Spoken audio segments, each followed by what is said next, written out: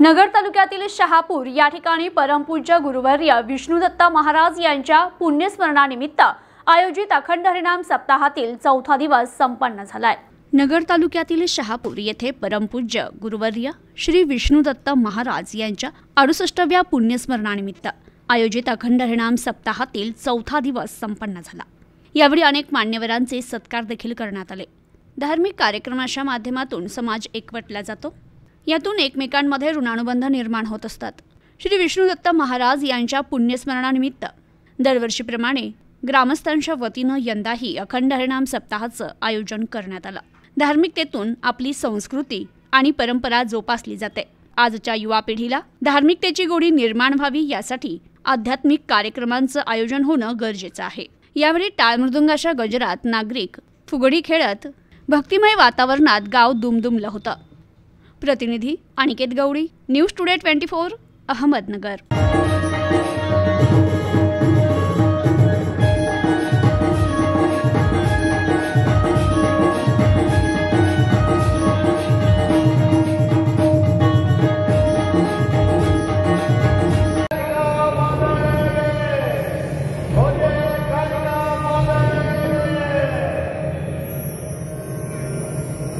एवढ्यामध्ये मच्छिंद्रनाथ येतात आणि दोघांचा संवाद सुरू आहे। संवादामध्ये या ठिकाणी मच्छिंद्रनाथाने देवीकडे पाहिलं आणि देवीकडे पाहिल्यावरती मात्र सांगितलंय,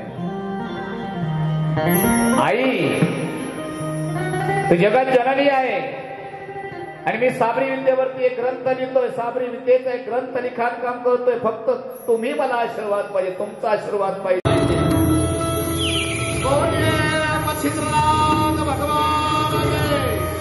मच्छिंद्रनाथ भगवान अस्पची मुठी काढली मच्छिंद्रनाथाने कालिका मातेवर टाकली। जसा त्रिशूळ होता तसाच राहिला।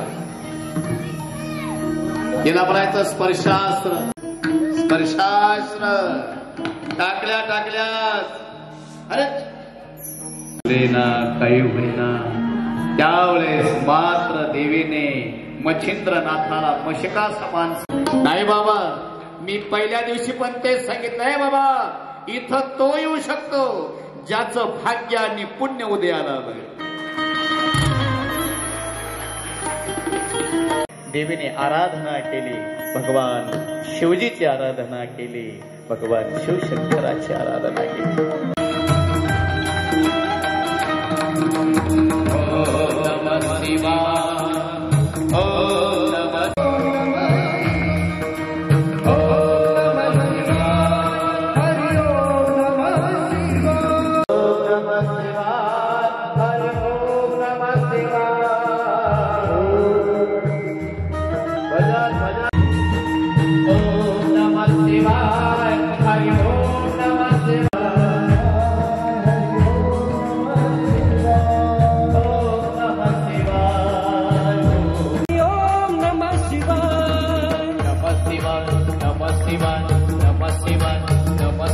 त्या ठिकाणी काली माता पुन्हा खऱ्या स्वरूपात प्राप्त झाली।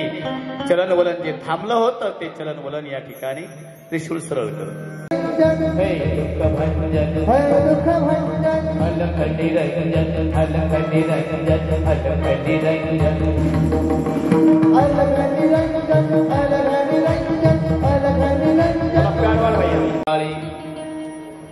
मग करी कवळणी सायकान सत्वर रगडणी लाविला गुण निर्वाण। वीरभद्राचा श्वास बंद केला आणि जाग्यावरती स्पर्शासनाने चिटकून ठेवलं। जगाच्या बापा जरा जीवांचा उद्धार करण्याकरता तुम्ही मला सहकार्य कराल अशी मी विनंती करतो। वीरभद्राने सांगितलं, ज्यावेळेस माझं नाव त्या मंत्रात येईल त्यावेळेस मी जगाच्या कल्याणासाठी या भूमीवरती अवतार धारण करील। महाराज वीरभद्राने सांगितलं ते कार्य मी करील, पडल ते कार्य करील। एवढं बोलून या ठिकाणी मच्छिंद्रनाथ आणि वीरभद्र निघून जातात। अलख निरंजन इकडे अपमान केला राजाच्या सैन्याने। मच्छिंद्रनाथाने स्लो मोशन काल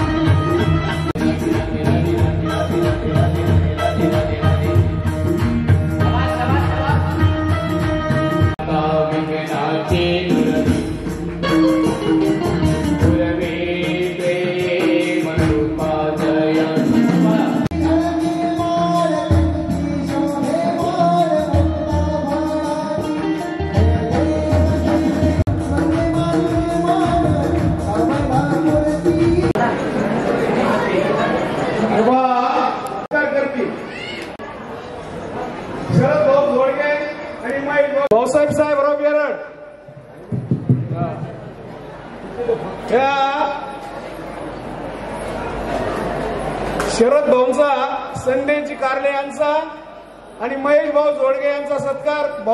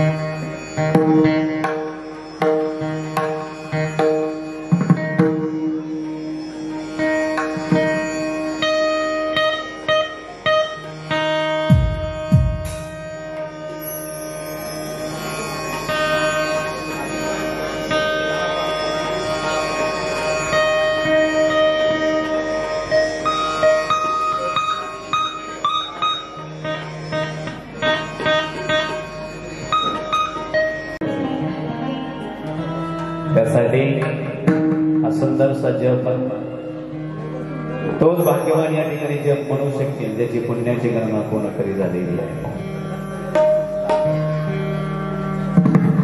हरी ओम चैतन्य दत्तात्रया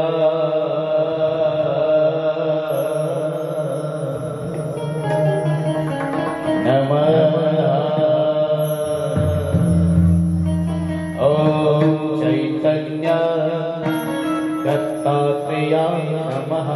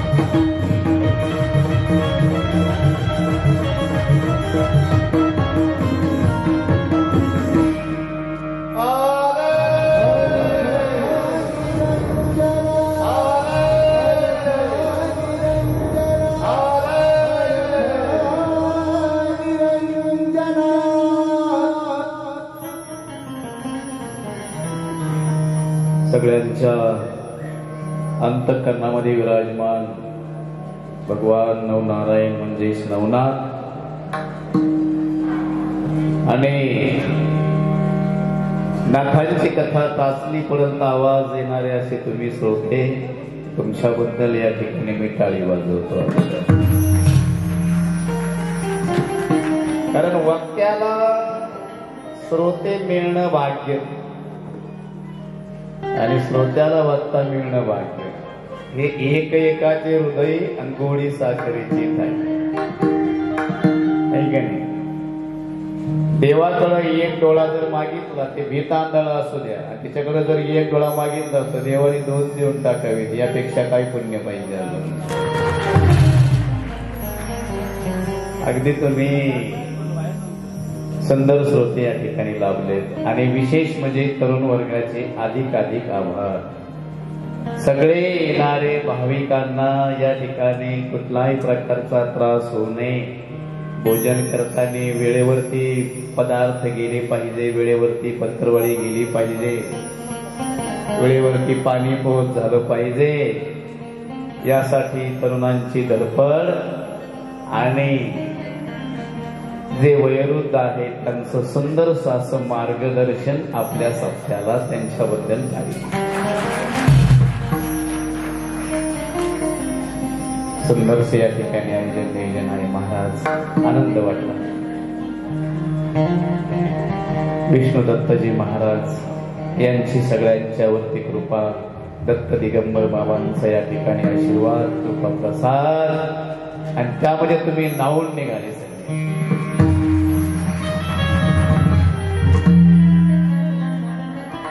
कालच्या सदरामध्ये आपण कथा भाग इथपर्यंत पाहिला. सगळ्या भूतावळींचा जो राजा होता त्याचं नाव आग्या वेताळ.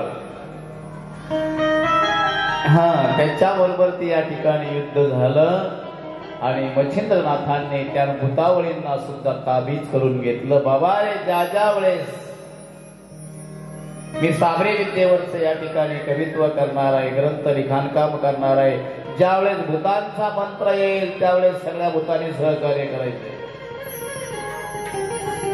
सगळ्या भूतांनी कर्म धर्म संयोगाने एखादं युद्ध निघालच. निघणार तर नाही पण निघालं. आमोशेचा समज दिवस आहे, तुम्ही निघालात. पांदीचा रस्ता आहे, त्या ठिकाणी निघाल्यावरती कुठेतरी आवाज आलेला आहे, एकटच आहे, स्मशानभूमी जवळ आहे. अशा अवस्थेमध्ये जर समज आवाज आला तर काय होईल?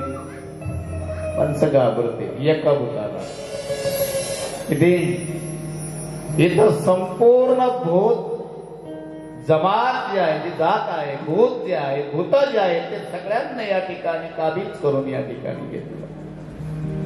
आणि काबीज करून घेतल्यावर त्याचं सांगितलं जातं, बाबा रे, त्या भूतांकडून वधून घेतलं, वेताळाकडनं वधून घेतले. बघा इथे ज्या वेळेस माझी कथा होईल, बसा बाबा, रामकृष्ण आदेश, बैठ जाओ, यहाँ पे आगे बैठ जाओ, ऊपर बैठ जाओ.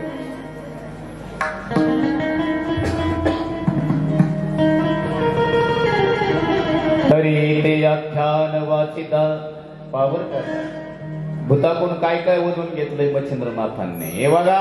सगळ्यांसाठी सांगतोय मच्छिंद्रनाथ. तरी ते आख्यान वाचिता दया न करावी बाधा सर्वदा, आणि हे आख्यान संग्रही पालिता प्रिय मानावा तो पुरुष. प्रत्येकाच्या घरी नवनाथाचा ग्रंथ पाहिजे. पाहिजे म्हणजे पाहिजे. तुम्ही तो रेशमी कपड्यामध्ये या ठिकाणी भगव्या कपड्यामध्ये बांधून ठेवा, नाही तर या ठिकाणी तुम्ही सुंदर सजल आकर्षित पेटीमध्ये ठेवा. परंतु प्रत्येकाच्या घरामध्ये नवनाथाचा ग्रंथ पाहिजे म्हणजे पाहिजे. त्या घरावरती पिशाच बाधा भूत बाधा होत नाही. मी माझ्या बगलेतलं काढून सांगत नाही, जे याच्यामध्ये सांगितलंय ग्रंथात तेच तुम्हाला सांगतोय. किती लोकांच्या घरी ग्रंथ आहे? एक. अरे वा वा वा, शाबाश. बाकीच्यांना नाही भूत लागत. ज्यांच्या घरी ग्रंथ नाही त्यांना अजिबात भूत लागत नाही. कारण आम्ही भूत आहेत महाराजा, मला काय भूतड लागते. जरा जाऊ पाय आमुषला बिगर माळकरी होऊन बिगर रुद्राक्ष घालून मग या ठिकाणी जा, कळत तुला. महाराज आधुनिक युगामध्ये आम्ही वावरतो, भूतभेद काही नाही. तुला कालिकनाथ गडावर गेल्यावर कळत.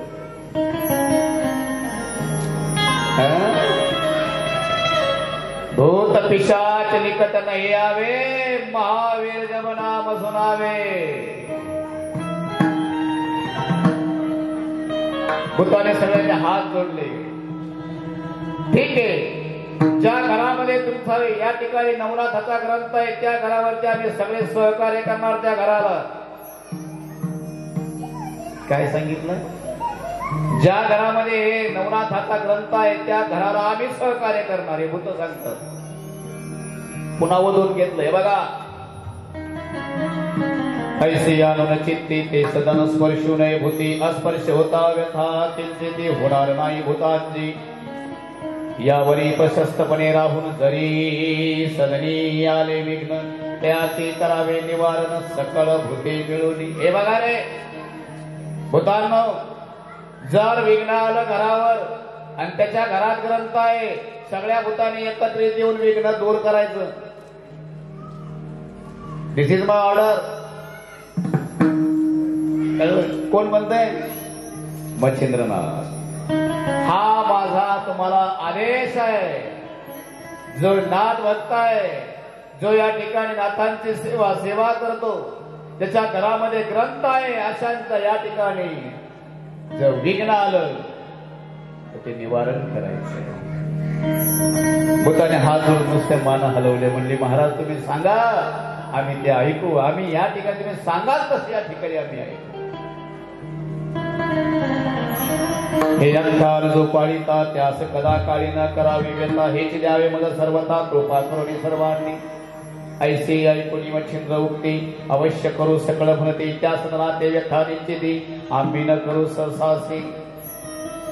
आणि यापेक्षा सांगितलं पुढे. हे बघा, अहो ह्या कथा ग्रंथास परिकर पंचम अध्याय झुकल्यास पिशाच बाधा तयास खास होणार नाही सहसासी.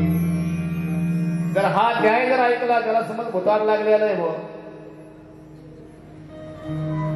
म्हणतात भूत लागत ग महाराज, लागत पण बिगर माळकऱ्याला, लागत पण ज्याच्या गळ्यात रुद्राक्ष नाही त्याला, लागत जो देवाची आराधना करीत नाही त्याला.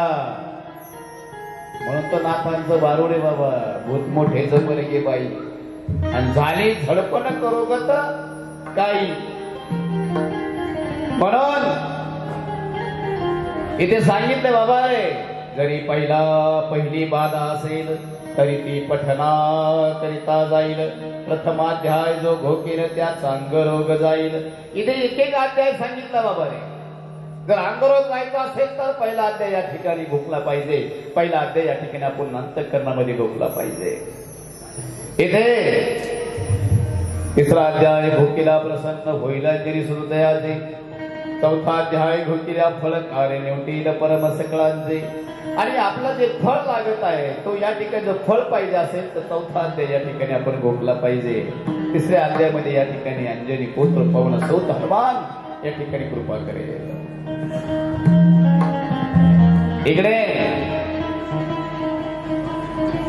मच्छिंद्रनाथजी सगळ्या भूतांकडून उधळून घेतलं महाराज की आम्ही ज्याच्याकडे ग्रंथ आहे, जो नाथ भक्त आहे, ज्याच्या गळ्यात पवित्र तुळशीची माळ आहे, ज्याच्याकडे रुद्राक्ष आहे, त्यांच्या या ठिकाणी आम्ही कधीच शिरकाव करणार नाही. त्याला आम्ही कुठल्याही प्रकारची बाधा करणार नाही असं वेताळाकडून सुद्धा वचन घेतलं. भूतांचा राजा कोण? आग्यावेता. कोण? जानले नाही काही कथा. कथेत बसल्यावर प्रपंचात जायचं नाही. कथेत बसलं की प्रपंचात नाही जायचं. हा प्रपंचात असल्यावर कथेत आले तर चालेल, हे ध्यानात ठेवायचं बरं का. आणि मग आम्ही काय म्हणतो माहितीये का, कामामध्ये काम,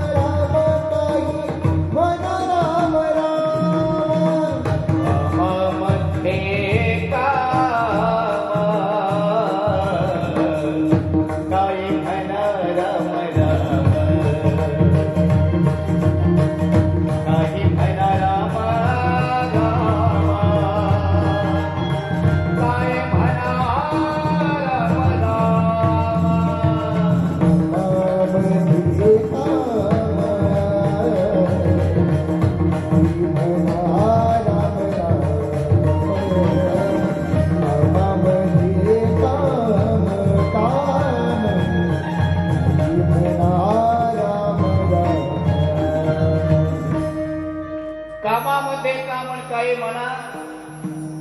महाराज, आमच्याकडे या ठिकाणी प्रपंच जेवढा वाढलेला आहे की आम्ही किती जरी रामराम म्हटलं तरी या ठिकाणी लक्ष लागत नाही. समजून घ्यायचं पाप आरू येत आहे. आणि हे पाप जाण्याकरता कथा कीर्तनात जर बसलं तर हे पाप ऑटोमॅटिक कमी होतं. तुम्हाला सांगू का, या ठिकाणी पापी माणसं ओळखायची नाही. पाहते अगदी सगळे कॉन्स्टंट चिन्ह म्हटल्या तरी बघायला लागली सांगतो ना, पापी ओळखायचं कसं, ज्याला बसल्या बसल्या 10 मिनिटात पहिली जांभळी समजून घ्यायचं, अजून 100% शिल्लक घ्यायचं. आणि आरती होईपर्यंत ज्याला एक सुद्धा जांभळे येत नाही, समजून घ्यायचं मी देवाच्या जवळ गेलेलो आहे किंवा देवाच्या जवळ गेलो. जांभळे अशी देतो की माझ्या सकट गिळून घेऊन ते काय साऊंड बॉक्स सगळे. आम्हाला कधी कधी भीती वाटते बाबा रे, कुंभकर्ण कळतो ना, हा श्रीलंकेतले ते ध्यान देत आहे काही घ्यायचं, समजून घ्यायचं पाप अजून शिल्लक आहे. ते म्हणतात हे का असं का नेमकं पाप का, नेमकं सांगतो ना महाराज. नेमकं झोपेने तक्रार केली परमेश्वराकडे, देवा म्हणले काय 3 घंट्याचं तिकडे गेले, तिकडं थारा लागत नाही. 3 घंट्याचं 6 घंट्याचं तिकडे गेले, थारा लागत नाही. तुम्ही तुमचं पाहिजे की पुढचं नाही सांगत तरी 3 घंट्याचं कोणतं 6 घंट्याचं कोणतं ते समजून घ्यायचं तुम्ही तुमचं तुम्ही. देव म्हणते तिकडं ज्यावेळेस तू जाते ते तुला कोणी तिकडं झोपाच येत नाही रातभर. मग देवाने सांगितलं जा, माझ्याकडे त्याला काही पापी पण येऊन बसतात. बाबर का ध्यान देऊन ऐकायचं. आणि माझं नामचिंतन इथून घेतलेलं त्यांच्या कानापर्यंत गेल्यावरती त्यांच्या हृदयापर्यंत जाऊन ते टच होतं. तेवढं काम तू कर, अजिबात टच होऊ देऊ नको. कळलं? पण भक्त त्याला म्हणायचं इथं आल्यावर ते मात्र मी आणि ईश्वर, मी आणि नाथ, मी आणि दत्तगुरु, मी आणि भोलेनाथ सगळे एकरूप आहोत अशी ज्याची भावना होईल तो भक्त.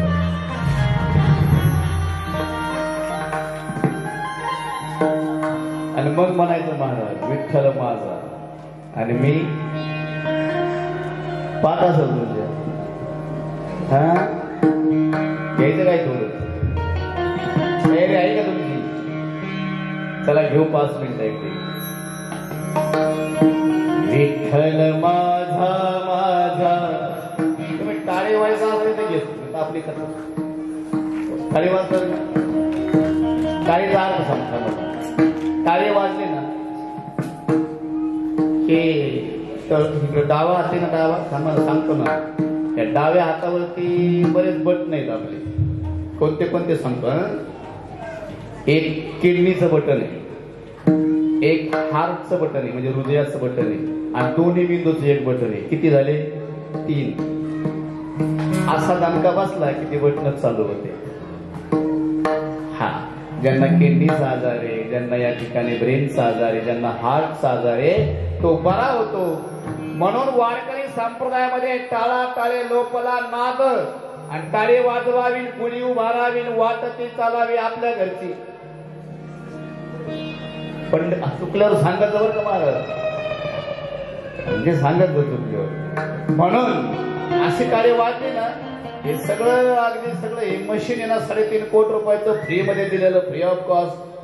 एक खराब नाही घेतला कोणाकडून, ते दिलेलं आहे. पण हे बेमान होतं खाली आल्यावर, म्हणून टाळी वाजवायची सुंदर. हा, चला. विठ्ठल माझा माझा माझा माझा माझा, विठ्ठल माझा हे विठ्ठला, विठ्ठल माझा माझा माझा माझा माझा, विठ्ठल माझा हे विठ्ठला.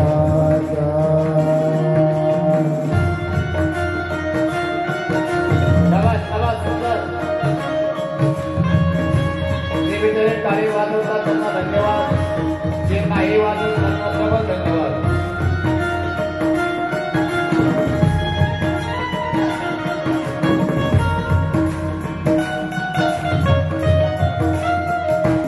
विठ्ठल माझा माझा माझा माझा माझा, विठ्ठल माझा हे विठ्ठला, विठ्ठल माझा माझा माझा माझा माझा, विठ्ठल माझा हे विठ्ठला.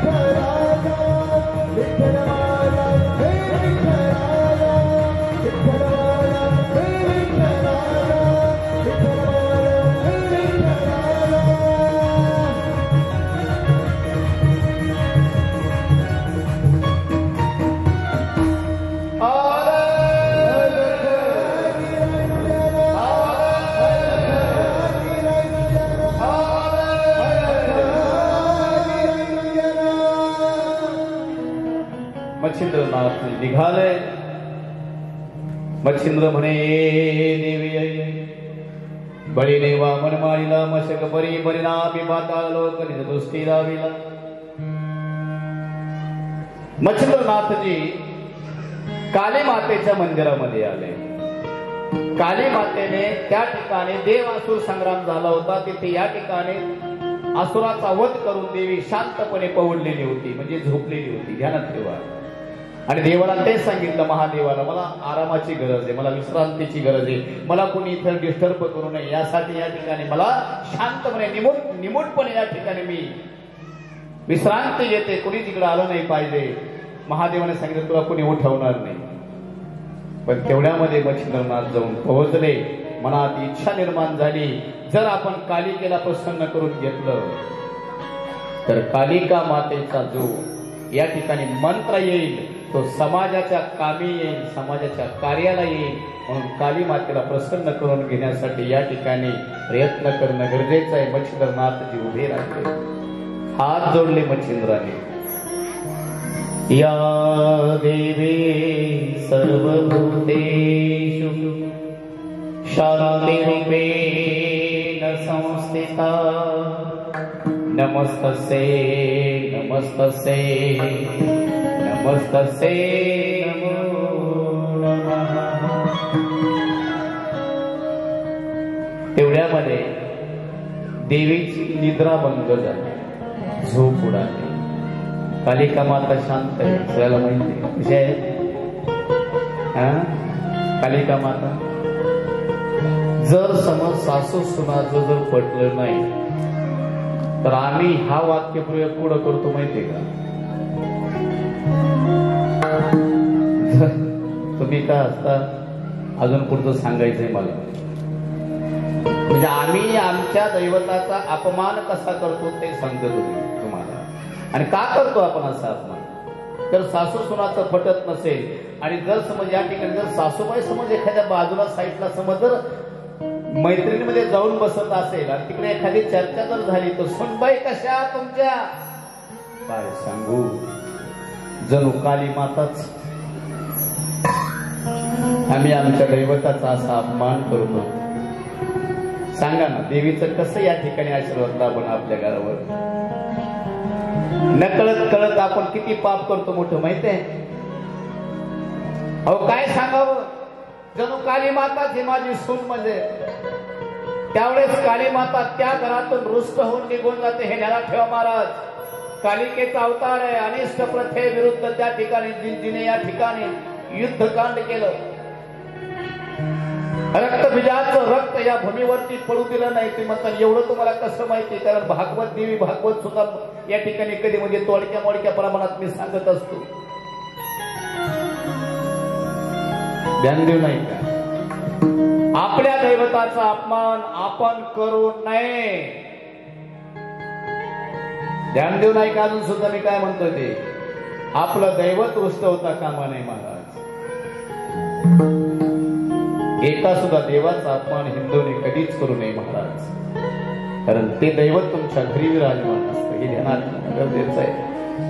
इकडे काली मातेला या ठिकाणी हात जोडले. आपली काली मातेला घेऊन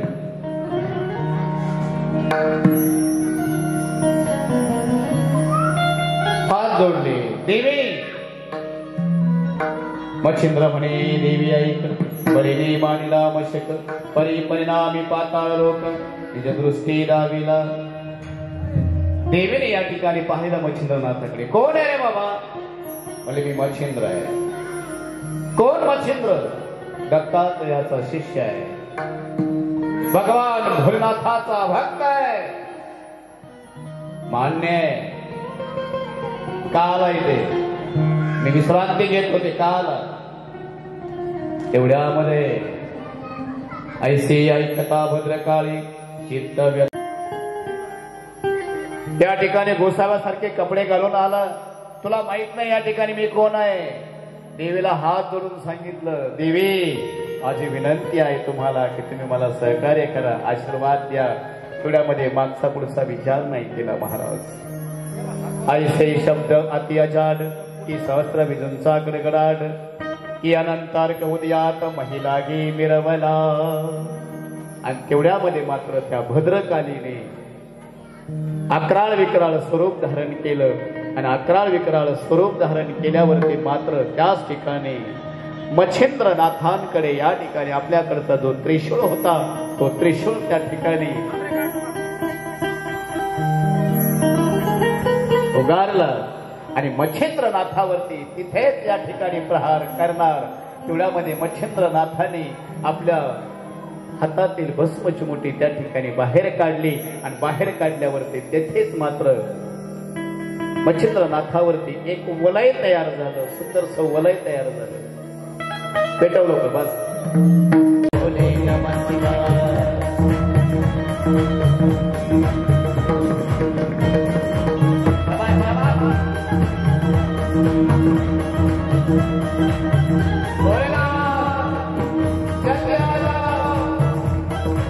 हरे कामाचे नाव आवडलं भगवान शिवजी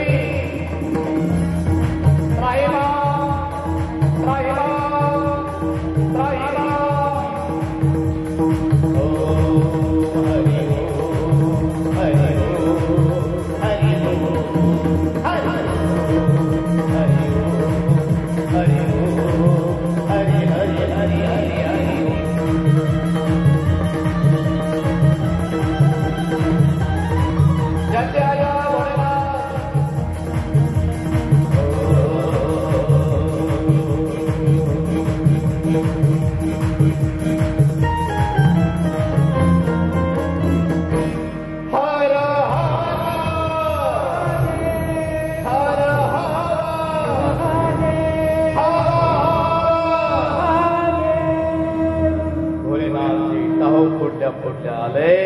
भगवान भोलेनाथाने आशीर्वाद दिला, देवीने आशीर्वाद दिला, देवी निघून जाते. मच्छिंद्रनाथ सुद्धा या ठिकाणी निघून गेले. पुढे निघाल्यावरती मागील या ज्या कथा सुरस कालिका देवी मच्छिंद्रास प्रसन्न होऊन वरदानास साबरी विद्या तुरली. देवीने आशीर्वाद दिला, निघाले. या ठिकाणी एवढी सुंदर कथा आहे. ही कथा आहे वीरभद्राची. मी आजच जाऊन आलो वीरभद्राला. अरे तुम्ही भाग्यवान आहे, तुम्ही वीरभद्राच्या कुशीतले माणसं. आम्हाला जावं लागतं, तुमच्या जवळ आहे. काय म्हणतोय मी? आम्हाला जावं लागतं, तुमच्या जवळ आहे वीरभद्र भगवान. इकडे येथून आला हरेश्वरासी गदा तीर्थ स्नान उद्देशी स्नान करून पार्वतीसी प्रदक्षिणा विद्या दुर्ली. येथून आला हरेश्वरासी गदा तीर्थ स्नान उद्देशी स्नान करून पर्वतासी प्रदक्षिणारंभिली. सवेच येता मच्छिंद्रनाथ तो वीरभद्र पातला स्नानास येत. मानवेसी जोगी कृत्य त्रिशूळ डमरू धनुष्यादी. काय झालं माहिती का? वीरभद्र कैलास पर्वतावरती या ठिकाणी जे कैलास मानसरोवर आहे तिथे या ठिकाणी स्नान करण्याकरता आले. आणि तिथेच वीरभद्राच्या ठिकाणी मच्छिंद्रनाथ सुद्धा स्नान करण्याकरता गेले. प्रहर होता सकाळचा पहाटचा. स्नानाचे 3 प्रकार आहेत. किती? स्नान जरा शुद्ध भाषा झाली, आपल्या भाषेत सांगतो. आंघोळीचे 3 प्रकार. आंघोळीचे 3 प्रकार. 4 वाजता उठून आंघोळ केली, ऋषींची आंघोळ केल्याचं पुण्य प्राप्त होतं. किती? 4 वाजता, पहाटे 4 वाजता. दुसरं सांगा महाराज. 5 वाजता आंघोळ केली, देव आंघोळ घातल्याचं पुण्य होते. 6 वाजता आंघोळ केली तर मानवाचं पुण्य लाभतं. 7 वाजता आंघोळ केली राक्षसाचं पुण्य लाभतं. आता तुम्ही का असता? तुम्ही म्हणतात महाराज आम्ही उठतोच 8 वाजता. मग राक्षसी स्नान. राक्षस ज्या वेळेस उठतात त्या आणि मग म्हणायचं काय सांगावं महाराज लक्ष्मी जी आहे ना. अरे कशी येते तुझ्याकडे लक्ष्मी? अरे तो स्नान कधी करतो? ऊन पाहिल्यावर.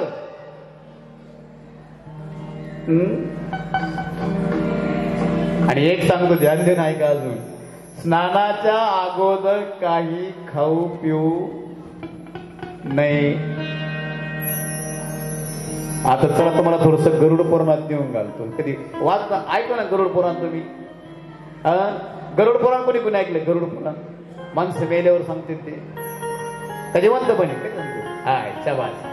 त्याच्यामध्ये उल्लेख आलाय गरुड पुराणामध्ये की बाबा रे जर आपण या ठिकाणी आंघोळ न करता जर आपण कोणती वस्तू खाल्ली किंवा पिलो तर स्वतःची विष्ठा खाल्ल्याचं पाप लागतंय. नाही ना महाराज. तोंड खंगळ कशा लागतोय? नाही, उद्यापासून बदल करा. प्रपंचात बदल झाल्याशिवाय राहणार नाही. हे बेनिफिट आहे. कथा उगच नाही ऐकायची, घेऊन जात जा. पण काय होतं नेमकं, आम्ही सगळे मणी एकत्र करतो कथेची, डोऱ्यात वळतो सगळे मणी. पण एक आमच्या कोण चुकतं, मणी ववले तर मण्याला खाली दोऱ्याला काय पाहिजे, गाठ पाहिजे, गाठ. तेव्हा ते सगळे मणी व्यवस्थित राहतील. पण आम्ही नेमकं असं करतो की आमच्या मण्याची गाठच मारित नाही आम्ही, कारण आमची देवाची भेट होत नाही. म्हणून आमच्या 3.5 कोटी रुपयाच्या दोऱ्याला गाठ पडत नाही. आणि ज्यांनी गाठ मारली बाबा त्यांना संत असं म्हणतात, ज्यांनी गाठ मारली त्यांना वारकरी असं म्हणतात.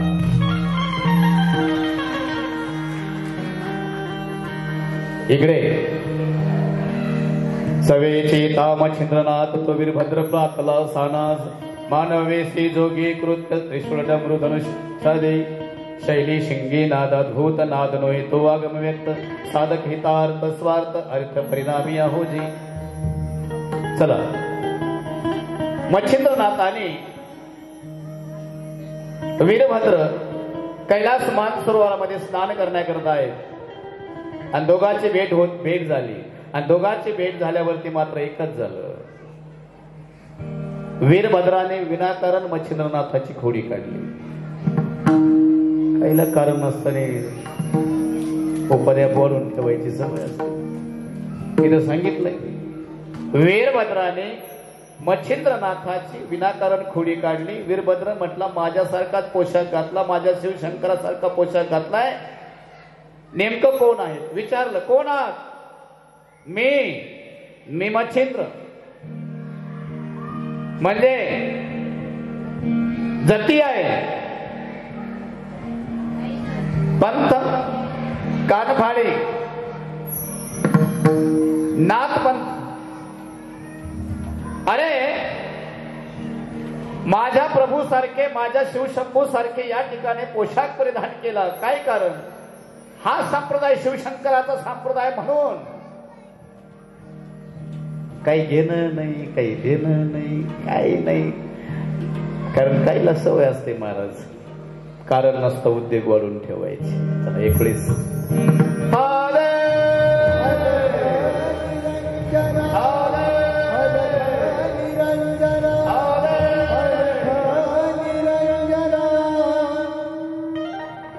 कारण नसतं, सवय असते.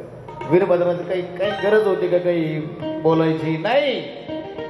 पण कारण नसतं उद्योग वाढून ठेवला. कारण परमार्थिक क्षेत्रातही काही कारण नसतं उद्योग वाढतं, प्रपंचिक क्षेत्रात पण काही कारण नसतं उद्योग वाढत असतो महाराज. बापाने सांगितलं पोराला, म्हणले आजीचं खूप दुखतं रे, आजीचं खूप दुखतंय, थोड्या गोळ्या घेऊन ये. काय सांगितलं पोराला बापाने? आजीचं दुखतंय, गोळ्या घेऊन ये. हे पोरग कारण नसतं उद्योग वाढून ठेवणार होतं. हे गेलं, गोळ्या घेतल्या, परत बुरडाकडे गेलं. कोणाकडे? ते बांबू नाही का विकत, त्यांच्याकडे बांबू घेतले. तिखटनं घेतलं. तिखटनं कळत आहे? हा, कशा करतात? सप्त्यात वापरायचं का तिखटनं? हा, हे आता पोराला शिकावं लागेल आम्हाला. हे नसतं का ते गाडगं ठेवायचं ते उचलायचं, त्याला तिखटनं म्हणतात महाराज. हे लेकराला समजून सांगा, आपल्या लेकराला कळलं पाहिजे याला काय म्हणते ते. नाही तर त्या ठिकाणी लेकर म्हणतात ते नाही का ते दोरी घेऊन असे उचले देत बांबूचे 3 काड्या, त्याला तिखटनं म्हणते. ते घेतलं, दुकानात गेलं. कोण? हा, हे कारण नसतं उद्योग वाढून ठेवणार. हा, तिथून पांढरं शुभ्र कापड घेतलं, आला घरी. एका हातात बांबू, पांढरं शुभ्र कापड आणि एका हातात गोळ्या. आणि काय नाही, फक्त आजीला सर्दी झाली होती. बापाने पाहिलं पोरगा आलंय, पण हे बांबून हे पांढरा शुभ्र कपडा हे तिकटणं हे गाडग नाही. एका हातात मेडिकलची पिशवी आहे हे मान्य आहे, पण दुसऱ्या हातात एवढा उपद्याप घेऊन आला. बापाच्या पुढे सगळ्या गोळ्या बी ठेवल्या आणि ते साबण सामुग्री पण ठेवली. बाप मला कशा करता आणलंय? नाही नाही, जर कमी जास्त झालं, बाप म्हणतो गाढवा माझी मम्मी म्हणून का आणि तुझी असती तर कारण नसतं. उद्योग काही घेणं नाही, काही देणं नाही, काही नाही महाराज. विनाकारण उपद्याप होतो कधी कधी, काहीच नसतं काय विशेष. तसं इथे वीरभद्राला या ठिकाणी काहीच देणं गेलं नव्हतं महाराज. तरी सुद्धा या ठिकाणी विचारलं, कोण आहात तुम्ही? माझ्या सुजीसारखा पोशाख धारण केला, कोण आहात? तेवढ्यामध्ये आपला हातातील चिमटा मच्छिंद्रनाथाने वरती केला आणि तेवढ्यामध्ये वीरभद्राने त्या चिमट्यावरती आपल्या त्रिशूळाचा प्रहार केला. जमिनीतनं जाळ बाहेर उठला महाराज. हे युद्ध पाहण्याकरता सगळे देव झाले. यक्ष, किन्नर, ब्रह्म, विष्णू, महेश सगळे देव आले महाराज. आल्यावरती मात्र चिमटा बाजूला केला आणि चिमटा बाजूला केल्यावरती मात्र फक्त स्पर्शास्त्र काढलं. जमिनीत या ठिकाणी झुळीत या ठिकाणी सुंदरशी भस्मची मुठी काढली आणि वीरभद्रावर टाकली. स्पर्शास्त्राचा प्रयोग केला. वीरभद्र जागेवर चिकटले. बोले मच्छिंद्रनाथ भगवान जय, मच्छिंद्रनाथ भगवान जय, मच्छिंद्रनाथ भगवान की जय. वीरभद्र जागेवर चिकटले. जागेवर चिकटल्यावरती मात्र एक झालं बाबा, चलन वलन बंद झालं. श्वास कळत होते.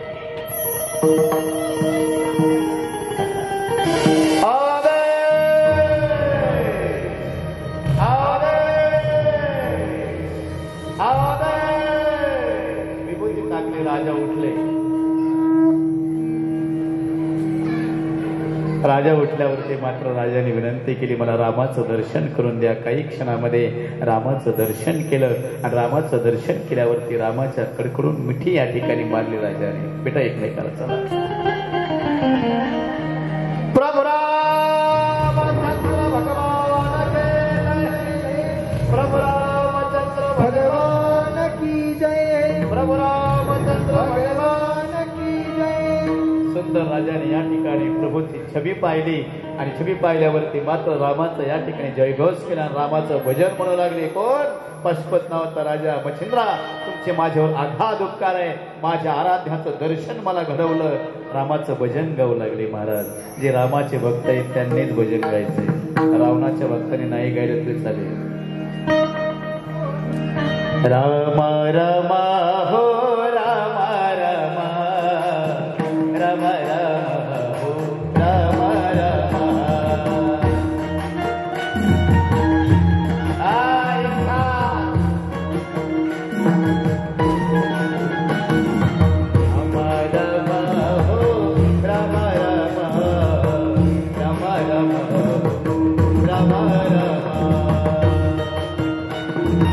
एक ग्राम लागते, एक गाव लागतं आणि ते गाव आहे चंद्रग्राम नावाचं. या ठिकाणी गाव लागलं महाराज.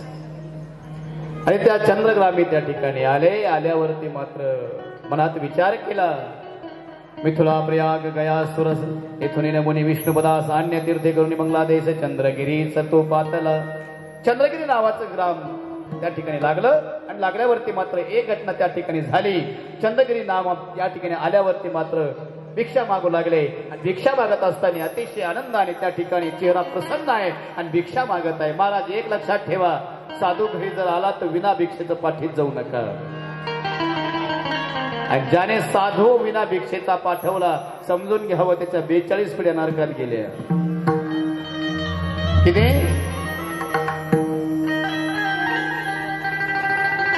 लक्ष पुढे आमचं.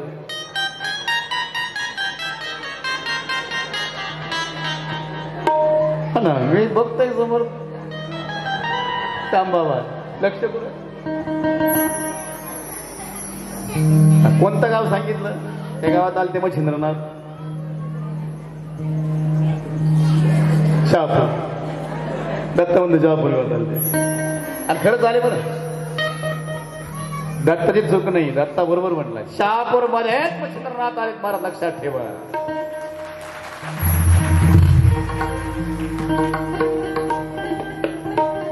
कारण आहे उभ्या महाराष्ट्रामध्ये चोहीकडे कथा सुरू आहेत, पण महाराष्ट्रातलं एकच गाव असं आहे की त्या गावामध्ये नवनाथाची कथा सुरू आहे. आणि श्रावण सुरू झाला रे झाला की जुन्या काळापासून पोथ्या लावायची आपल्या घरानी. नाथांची पोथी सुरू करा, नाथांची पोथी सुरू करा. महाराज प्रत्येकाला घरी करणं जमत नाही म्हणून ही सामुदायिक पोथीचं पारायण या ठिकाणी सुरू आहे. इकडे आले चंद्रगिरी नामक गावामध्ये आणि भिक्षा मागू लागले महाराज सुंदरपणे. मेरा भर दे कटोरा मेरे माई, मेरा भर दे कटोरा मेरे माई.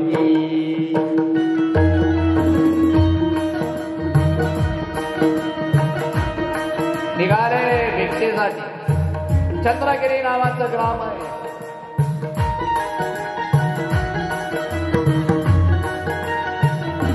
मेरा भर दे कटोरा मेरे माई, मेरा भर दे कटोरा मेरे माई, मेरा भर दे कटोरा मेरे माई, मेरा भर दे कटोरा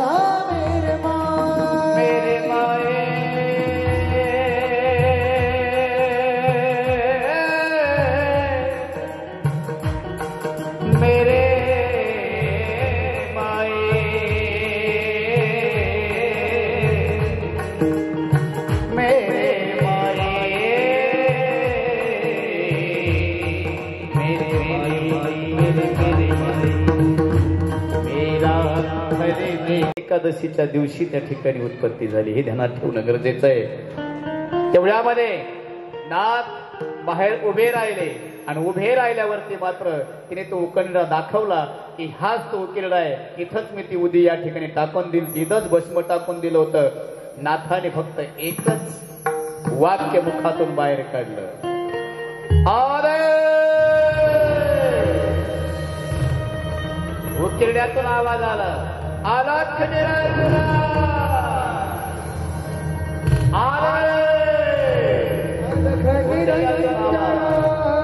उकिरड्यातून आवाज आला, आलाख निरंजन,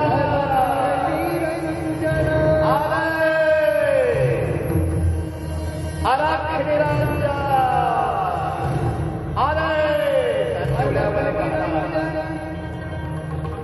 नाथाला अतिशय आनंद झाला आणि सांगितलं, गुरुजी गुरुजी माझ्यावरती खूप या ठिकाणी गौऱ्या सांगतात, गुरुजी आम्हाला या ठिकाणी मला वरती निघता येत नाही, गुरुजी तुमच्या हाताने या ठिकाणी त्या गौऱ्या काढा.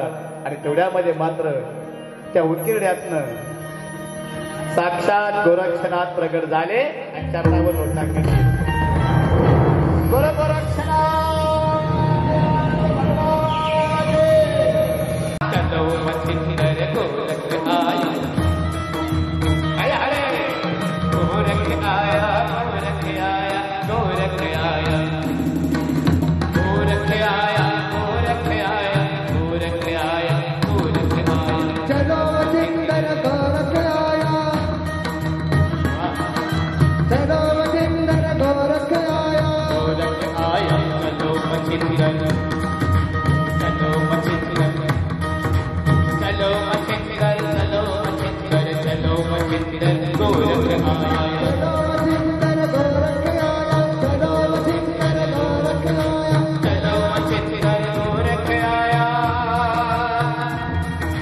चलो